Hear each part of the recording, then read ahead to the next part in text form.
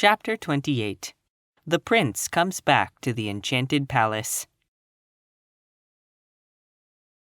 The last day of school came and went. A triumphant semi-annual examination was held, and Anne's pupils acquitted themselves splendidly. At the close, they gave her an address and a writing desk. All the girls and ladies present cried, and some of the boys had it cast up to them later on that they cried too, although they always denied it. Mrs. Harmon Andrews, Mrs. Peter Sloane, and Mrs. William Bell walked home together and talked things over. "I do think it is such a pity Anne is leaving when the children seem so much attached to her," sighed Mrs. Peter Sloane, who had a habit of sighing over everything, and even finished off her jokes that way. "To be sure," she added hastily, "we all know we'll have a good teacher next year, too." "Jane will do her duty, I've no doubt," said Mrs. Andrews rather stiffly. "I don't suppose she'll tell the children quite so many fairy tales, or spend so much time roaming about the woods with them. But she has her name on the inspector's roll of honor, and the Newbridge people are in a terrible state over her leaving." "I'm real glad Anne is going to college," said Mrs. Bell. "She has always wanted it, and it will be a splendid thing for her." "Well, I don't know." Mrs. Andrews was determined not to agree fully with anybody that day. "I don't see that Anne needs any more education. She'll probably be marrying Gilbert Blythe, if his infatuation for her lasts till he gets through college. And what good will Latin and Greek do her then? If they taught you at college how to manage a man, there might be some sense in her going." Mrs. Harmon Andrews, so Avonlea gossip whispered, had never learned how to manage her man, and as a result, the Andrews household was not exactly a model of domestic happiness. "I see that the Charlottetown call to Mr. Allen is up before the presbytery," said Mrs. Bell. "That means we'll be losing him soon, I suppose." "They're not going before September," said Mrs. Sloane. "It will be a great loss to the community, though I always did think that Mrs. Allen dressed rather too gay for a minister's wife. But we are none of us perfect. Did you notice how neat and snug Mr. Harrison looked today? I never saw such a changed man. He goes to church every Sunday and has subscribed to the salary." "Hasn't that Paul Irving grown to be a big boy?" said Mrs. Andrews. "He was such a mite for his age when he came here. I declare I hardly knew him today. He's getting to look a lot like his father." "He's a smart boy," said Mrs. Bell. "He's smart enough, but—" Mrs. Andrews lowered her voice. "I believe he tells queer stories. Gracie came home from school one day last week with the greatest rigmarole he had told her about people who lived down at the shore. Stories there couldn't be a word of truth in, you know. I told Gracie not to believe them, and she said Paul didn't intend her to. But if he didn't, what did he tell them to her for?" "Anne says Paul is a genius," said Mrs. Sloane.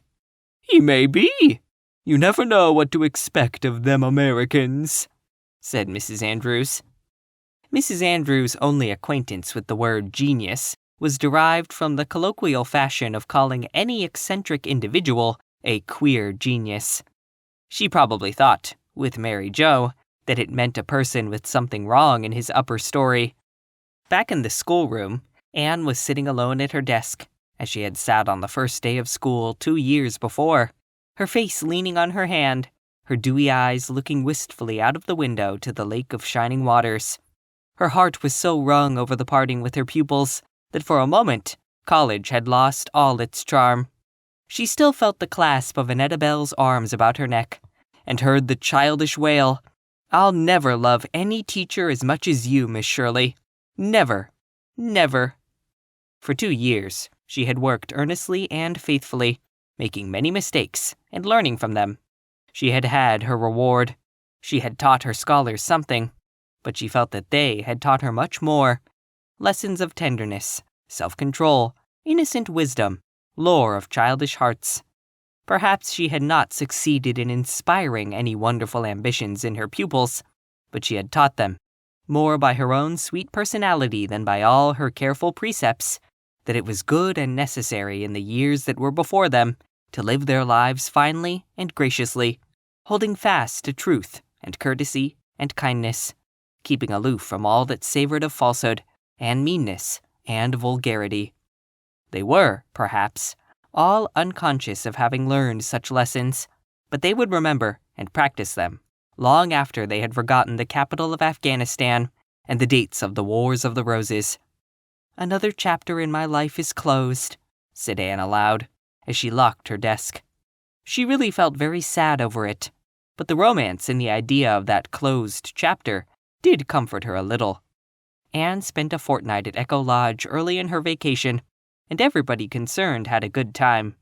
She took Miss Lavendar on a shopping expedition to town, and persuaded her to buy a new organdy dress. Then came the excitement of cutting and making it together, while the happy Charlotta the Fourth basted and swept up clippings. Miss Lavendar had complained that she could not feel much interest in anything, but the sparkle came back to her eyes over her pretty dress. "What a foolish, frivolous person I must be," she sighed. "I'm wholesomely ashamed to think that a new dress, even if it is a forget-me-not organdy, should exhilarate me so, when a good conscience and an extra contribution to foreign missions couldn't do it." Midway in her visit, Anne went home to Green Gables for a day to mend the twin stockings and settle up Davy's accumulated store of questions. In the evening, she went down to the shore road to see Paul Irving. As she passed by the low, square window of the Irving sitting room, she caught a glimpse of Paul on somebody's lap, but the next moment, he came flying through the hall. "Oh, Miss Shirley!" he cried excitedly. "You can't think what has happened. Something so splendid. Father is here. Just think of that. Father is here. Come right in. Father, this is my beautiful teacher. You know Father." Stephen Irving came forward to meet Anne with a smile. He was a tall, handsome man of middle age, with iron gray hair, deep-set, dark blue eyes, and a strong, sad face, splendidly modeled about chin and brow. Just the face for a hero of romance, Anne thought with a thrill of intense satisfaction. It was so disappointing to meet someone who ought to be a hero, and find him bald or stooped, or otherwise lacking in manly beauty. Anne would have thought it dreadful if the object of Miss Lavendar's romance had not looked the part. "So, this is my little son's beautiful teacher, of whom I have heard so much," said Mr. Irving, with a hearty handshake. "Paul's letters have been so full of you, Miss Shirley, that I feel as if I were pretty well acquainted with you already. I want to thank you for what you have done for Paul. I think that your influence has been just what he needed.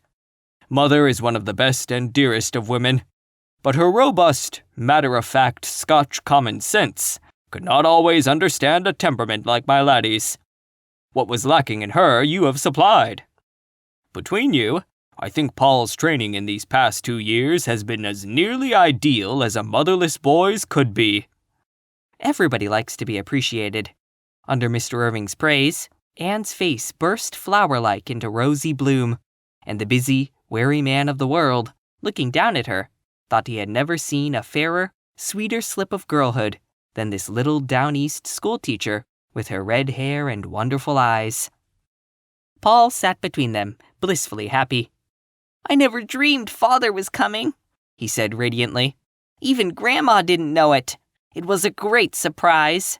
As a general thing," Paul shook his brown curls gravely, "I don't like to be surprised.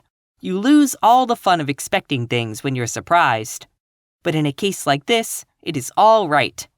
Father came last night after I had gone to bed, and after Grandma and Mary Jo had stopped being surprised, he and Grandma came upstairs to look at me, not meaning to wake me up till morning. But I woke right up and saw Father. I tell you, I just sprang at him." "With a hug like a bear's," said Mr. Irving, putting his arms around Paul's shoulders smilingly. "I hardly knew my boy. He had grown so big and brown and sturdy." "I don't know which was the most pleased to see Father, Grandma, or I," continued Paul. Grandma's been in kitchen all day making the things Father likes to eat. She wouldn't trust them to marry Joe, she says. That's her way of showing gladness. I like best just to sit and talk to Father. But I'm going to leave you for a little while now, if you'll excuse me. I must get the cows for Mary Joe. That is one of my daily duties." When Paul had scampered away to do his daily duty, Mr. Irving talked to Anne of various matters, but Anne felt that he was thinking of something else underneath all the time. Presently, it came to the surface. "In Paul's last letter, he spoke of going with you to visit an old friend of mine, Miss Lewis, at the Stone House in Grafton. Do you know her well?" "Yes, indeed. She is a very dear friend of mine," was Anne's demure reply, which gave no hint of the sudden thrill that tingled over her from head to foot at Mr. Irving's question. Anne felt instinctively that romance was peeping at her around a corner. Mr. Irving rose and went to the window, looking out on a great, golden, billowing sea where a wild wind was harping. For a few moments, there was silence in the little dark-walled room. Then he turned and looked down into Anne's sympathetic face with a smile, half whimsical, half tender. "I wonder how much you know," he said. "I know all about it," replied Anne promptly. "You see," she explained hastily, "Miss Lavender and I are very intimate. She wouldn't tell things of such a sacred nature to everybody. We are kindred spirits." "Yes, I believe you are. Well, I am going to ask a favor of you. I would like to go and see Miss Lavender if she will let me. Will you ask her if I may come?" Would she not? Oh, indeed she would. Yes, this was romance. The real thing, with all the charm of rhyme and story and dream. It was a little belated, perhaps, like a rose blooming in October, which should have bloomed in June, but nonetheless a rose, all sweetness and fragrance, with the gleam of gold in its heart. Never did Anne's feet bear her on a more willing errand than on that walk through the beech woods to Grafton the next morning. She found Miss Lavender in the garden. Anne was fearfully excited. Her hands grew cold, and her voice trembled. "Miss Lavender, I have something to tell you. Something very important. Can you guess what it is?" Anne never supposed that Miss Lavender could guess, but Miss Lavender's face grew very pale, and Miss Lavender said, in a quiet, still voice, from which all the color and sparkle that Miss Lavender's voice usually suggested had faded, "Stephen Irving is home." "How did you know? Who told you?" cried Anne disappointedly, vexed that her great revelation had been anticipated. "Nobody. I knew that must be it, just from the way you spoke." "He wants to come and see you," said Anne. "May I send him word that he may?" "Yes, of course," fluttered Miss Lavender. "There is no reason why he shouldn't. He is only coming as any old friend might." Anne had her own opinion about that, as she hastened into the house to write a note at Miss Lavender's desk. "Oh, it's delightful to be living in a storybook," she thought gaily. "It will come out all right, of course. It must, and Paul will have a mother after his own heart, and everybody will be happy, but Mr. Irving will take Miss Lavender away. And dear knows what will happen to the little stone house. And so there are two sides to it, as there seems to be to everything in this world." The important note was written, and Anne herself carried it to the Grafton post office, where she waylaid the mail carrier and asked him to leave it at the Avonlea office. "It's so very important," Anne assured him anxiously. The mail carrier was a rather grumpy old personage, who did not at all look the part of a messenger of Cupid, and Anne was none too certain that his memory was to be trusted. But he said he would do his best to remember, and she had to be contented with that. Charlotta the Fourth felt that some mystery pervaded the stone house that afternoon, a mystery from which she was excluded. Miss Lavender roamed about the garden in a distracted fashion. Anne, too, seemed possessed by a demon of unrest, and walked to and fro, and went up and down. Charlotta the Fourth endured it, till patience ceased to be a virtue.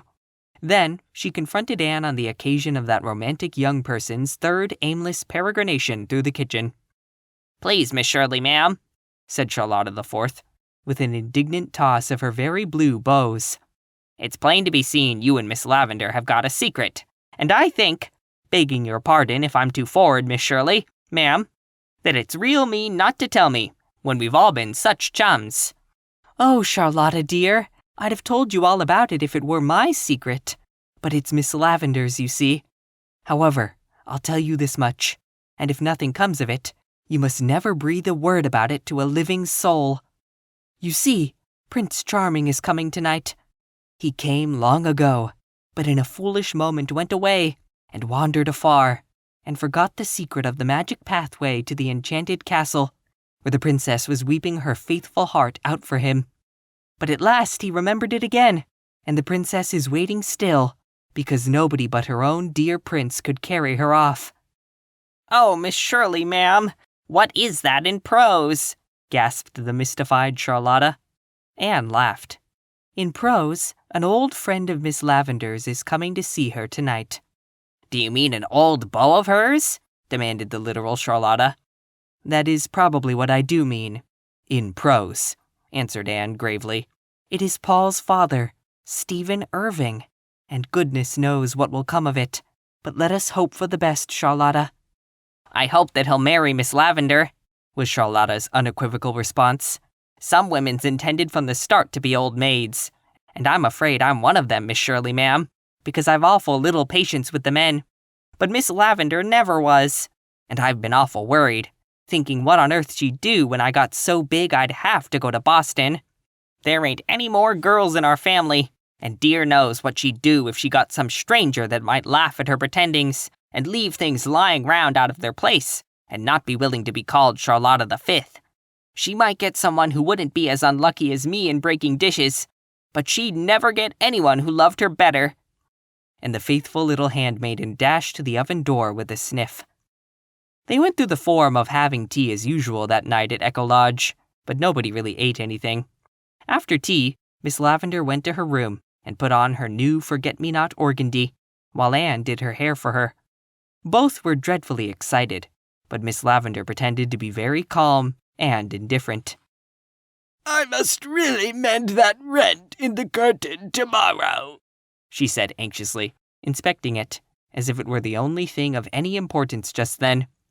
"Those curtains have not worn as well as they should, considering the price I paid. Dear me! Charlotta has forgotten to dust the stair railing again. I really must speak to her about it." Anne was sitting on the porch steps when Stephen Irving came down the lane and across the garden. "This is the one place where time stands still," he said, looking around him with delighted eyes. "There is nothing changed about this house or garden since I was here 25 years ago. It makes me feel young again." "You know, time always does stand still in an enchanted palace," said Anne seriously. "It is only when the prince comes that things begin to happen." Mr. Irving smiled a little sadly into her uplifted face, all a star with its youth and promise. "Sometimes the prince comes too late," he said. He did not ask Anne to translate her remark into prose. Like all kindred spirits, he understood. "Oh no, not if he is the real prince coming to the true princess," said Anne, shaking her red head decidedly, as she opened the parlor door. When he had gone in, she shut it tightly behind him, and turned to confront Charlotta the Fourth, who was in the hall, all nods and becks, and wreathed smiles. "Oh, Miss Shirley, ma'am," she breathed. "I peeked from the kitchen window, and he's awful handsome, and just the right age for Miss Lavender. And oh, Miss Shirley, ma'am, do you think it would be much harm to listen at the door?" "It would be dreadful, Charlotta," said Anne firmly. "So just you come away with me, out of the reach of temptation." "I can't do anything, and it's awful to hang round just waiting," sighed Charlotta. "What if he don't propose after all, Miss Shirley, ma'am? You can never be sure of them men. My older sister, Charlotta the First, thought she was engaged to one once, but it turned out he had a different opinion, and she says she'll never trust one of them again. And I heard of another case where a man thought he wanted one girl awful bad, when it was really her sister he wanted all the time. When a man don't know his own mind, Miss Shirley, ma'am, how's a poor woman going to be sure of it?" We'll go to the kitchen and clean the silver spoons, said Anne. That's a task which won't require much thinking, fortunately, for I couldn't think tonight, and it will pass the time. It passed an hour. Then, just as Anne laid down the last shining spoon, they heard the front door shut. Both sought comfort fearfully in each other's eyes. "Oh, Miss Shirley, ma'am," gasped Charlotta. "If he's going away this early, there's nothing into it, and never will be." They flew to the window. Mr. Irving had no intention of going away. He and Miss Lavender were strolling slowly down the middle path to the stone bench. "Oh, Miss Shirley, ma'am, he's got his arm around her waist," whispered Charlotta the Fourth delightedly. "He must have proposed to her, or she'd never allow it." Anne caught Charlotta the Fourth by her own plump waist and danced her around the kitchen until they were both out of breath. "Oh, Charlotta," she cried gaily, "I'm neither a prophetess nor the daughter of a prophetess, but I'm going to make a prediction. There'll be a wedding in this old stone house before the maple leaves are red. Do you want that translated into prose, Charlotta?" "No, I can understand that," said Charlotta. "A wedding ain't poetry. Why, Miss Shirley, ma'am, you're crying. What for?" "Oh, because it's all so beautiful, and storybookish, and romantic, and sad," said Anne, winking the tears out of her eyes. "It's all perfectly lovely, but there's a little sadness mixed up in it too somehow." "Oh, of course there's a risk in marrying anybody," conceded Charlotta the Fourth. "But, when all's said and done, Miss Shirley, ma'am, there's many a worse thing than a husband